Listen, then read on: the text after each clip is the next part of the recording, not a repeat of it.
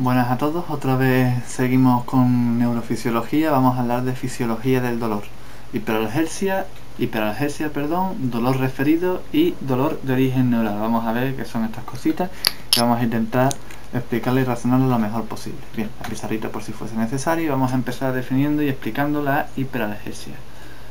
Pluma no, puntero, que no, puntero láser, amigo, está loco esto. Ahora vamos a ver que es una exacerbación de la sensación de dolor de una región o zona, es decir, una exageración de la respuesta nociceptiva en una zona del cuerpo, ¿vale? Eso no tiene más sentido. Es decir, que la palabra hiperalgesia viene de hiper, que significa demasiado, sobrepasado, mucho, algesia de dolor, ¿vale? Demasiado dolor para algo que no debería dar una respuesta dolorosa. Bien, es un estímulo nociceptivo repetitivo y constante. No va a cesar y se incrementa, a diferencia de los estímulos táctiles, que veíamos que cuando teníamos un estímulo repetitivo, ese estímulo o esa respuesta iba a dejar de ser procesada. Nos íbamos a acostumbrar, por llamarlo de alguna manera, a ese estímulo, ¿vale? En el caso de la hiperalgesia es un estímulo nociceptivo y los nociceptores no se acostumbran o la información no se capa si se repite, sino que ocurre todo lo contrario, se incrementa. Bien, tenemos dos tipos de hiperalgesia, una primaria. Vamos a ver una hiperalgesia de la zona lesionada, es decir, yo me hago una lesión, me hago por ejemplo una quemadura, y si palpo esa quemadura, que en principio es un estímulo táctil, no debe ser mediado por nociceptores, pero me da una respuesta de dolor. Eso es lo que definimos como hiperalgesia. Una respuesta de dolor cuando en principio no debería, ¿vale? Es hiperalgesia primaria si palpamos la zona lesionada. Tenemos una hiperalgesia secundaria si es cuando palpamos el perímetro, cuando tocamos el perímetro de la lesión, un estímulo táctil en el perímetro de la lesión. Bien, ¿cuáles son los mecanismos periféricos de esta hiperalgesia? Vamos a tener que son los mismos mecanismos mediados que miden la respuesta inflamatoria. Serotonina, ATP, ¿vale? Etcétera, demás moléculas que van a disminuir el umbral de activación nociceptiva. Es decir, vamos a la pizarra. Si yo antes tenía en una piel sana, por ejemplo, he recibido una quemadura en la playa de haber tomado el sol, en la piscina o en cualquier lado, ¿vale? Suponiendo que aquí tengo la piel sana. Bien, pero pasa el tiempo y este sería mi umbral, este de aquí, mi umbral nociceptivo. Yo hago un estímulo táctil, ¿vale? Es un estímulo táctil que se va a procesar como un estímulo táctil y que el umbral de dolor no va a ser sobrepasado. Pero cuando tengo la lesión, cuando han pasado las horas y me he quemado, ese umbral nociceptivo, ese umbral de dolor baja. Y ahora, a una misma intensidad de estímulo táctil, es decir, a una montañita más o menos, ahora sí que he superado el umbral nociceptivo y entonces se me dispara una respuesta de dolor, ¿vale? Aquí no hay dolor, en el de la izquierda no hay dolor, pero en el de la derecha sí se me dispara una respuesta de dolor. Bien.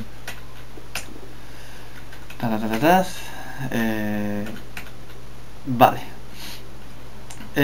Luego vemos moléculas, por ejemplo la histamina, mediada por los mastocitos, ¿vale? Sobre todo en procesos alérgicos, que va a despolarizar los nociceptores directamente y esto los va a activar con una respuesta de dolor. Bien, también las prostaglandinas van a tener un efecto similar o prácticamente igual, sensibilizantes, vaya. Y luego tenemos, a modo de curiosidad, porque esta asignatura no atiende a cosas de farma ni de tratamientos, pero vamos a tener que el ibuprofeno es un antagonista de las prostaglandinas, las inhibe. Entonces, como bien sabemos, además de antiinflamatorio, porque actúa sobre factor inflamatorio como es la prostaglandina, también va a inhibir la despolarización o la activación de ese receptor, ¿vale? Luego tenemos la hiperalgesia secundaria, que tiene su motivo, su razón de ser en que los nociceptores de una zona están ramificados. Ahora lo vamos a explicar en un dibujito. Es decir, los nociceptores de esa zona están ramificados. Vamos a dibujarlo. Yo tengo aquí un campo de sensibilidad nociceptiva, bien, y que está ramificado. ¿vale? Aunque yo tenga aquí en el círculo, en la elipse que haya dibujado, donde tengo yo aquí en la lesión, esta lesión o esta inflamación, o como queráis llamarlo, va a estimular a este receptor que va a despolarizarse, pero no solo va a enviar la respuesta, digamos, hasta la médula espinal, sino que también va a despolarizar estos receptores ramificados, estos nociceptores ramificados, creando una área nociceptiva mayor o haciendo un perímetro a la lesión. Digamos que es como funciona, digamos, como cuando esto tiene su sentido biológico, porque el cuerpo humano de alguna manera quiere evitar que te acerques para que no obstaculice la reparación de ese tejido dañado. Bien, eso es como cuando tenemos en las películas vemos, ha habido un asesinato aquí, y dibujan el cuerpo del cadáver, donde estaba el cadáver, para recrear la escena del crimen, digamos, y forman alrededor un perímetro policial, ¿no? Esto es un poco ciencia ficción, pero se va a entender.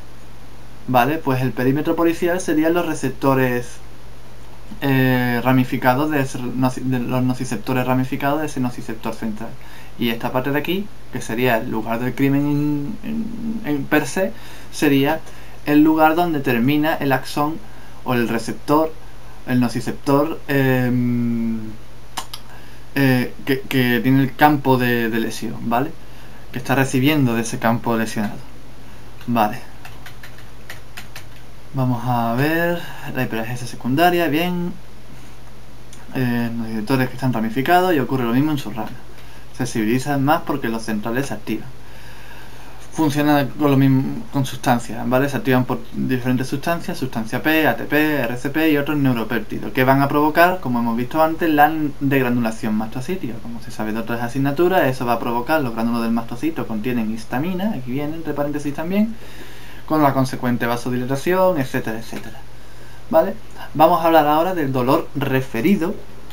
Vamos a explicar un dolor referido. Es un dolor que no me indica, digamos, podemos decirlo así. Normalmente cuando yo tengo una lesión en el antebrazo, me duele el antebrazo, pero es posible, se da que yo tenga una lesión en una víscera o tenga un daño en alguna víscera y reciba sensación de dolor en la piel de otra parte, que no tiene nada que ver en principio con esa víscera, aunque sí tiene que ver, como lo vamos a ver, ¿no? Tiene una relación, si no, no ocurriría. Dolor que se transmite de un lugar a otro, que en principio no tiene nada que ver, bien, se entiende. ¿Esto por qué sucede? Bueno, vamos a tener lo siguiente. Vamos a tener, lo podemos dibujar aquí mismo incluso, vamos a tener que, por ejemplo, si yo tengo un nervio que me llega de una víscera, sea cual sea, ¿vale? Pero también ocurre en el organismo que hay nervios que comparten la misma vía, que convergen con la vía sensitiva, nervios sensitivos de la piel, que convergen en los nervios con los nervios sensitivos de esa víscera, y al final converge como uno solo, ¿vale? Ay, vaya rayón hecho aquí. Converge como uno solo. ¿Qué es lo que pasa? Que al sistema nervioso central, vamos a dibujar aquí un cerebro pocho, al sistema nervioso central, aunque yo esté teniendo un estímulo de aquí, lo que al convergen en la misma vía y lo interpreta como un estímulo solo. Es decir, el cerebro no es capaz de discernir. Entonces a mí, ¿qué es lo que me duele? Lo que me va a doler es la piel, porque la piel, la vía sensitiva de la piel va a tener preferencia sensitiva, ¿vale? Vamos a borrarlo para poder seguir borrar todo. Bueno, pues no quería borrarlo. Vamos a seguirlo con los dibujitos, aunque se vea así un poco... Nada, no puedo borrarlo por sus cojones enteros. Vamos a ver que el cerebro solo llega a una cosa y no es capaz de distinguirlo, ¿bien? Es un dolor, los ejemplos, vamos a tener un dolor, mira qué chulo, esto está topetado. Un dolor anginoso, dolor renal, ¿vale? El dolor anginoso, el dolor del Angor, cuando yo tengo un infarto se sabe que es un dolor precordial, una presión en el pecho, ¿vale? Hasta ahí en principio todo normal, pero vemos muchas veces que se queda referido hacia el brazo izquierdo. Bien, hacia el brazo izquierdo. Eso es por lo que comentamos, ¿no? El dolor referido. Convergen vías sensitivas de la epidermis del brazo izquierdo, convergen en un mismo canal de recepción que vías del corazón, ¿no? El dolor renal lo mismo, sentimos un dolor como desde la lumbar hacia adelante, que nos coge de una manera oblicua. Eso sería dolor de tipo renal, de tipo piedras en el riñón, infección urinaria, etcétera, etcétera. Y ahora vamos a hablar del dolor de origen neural.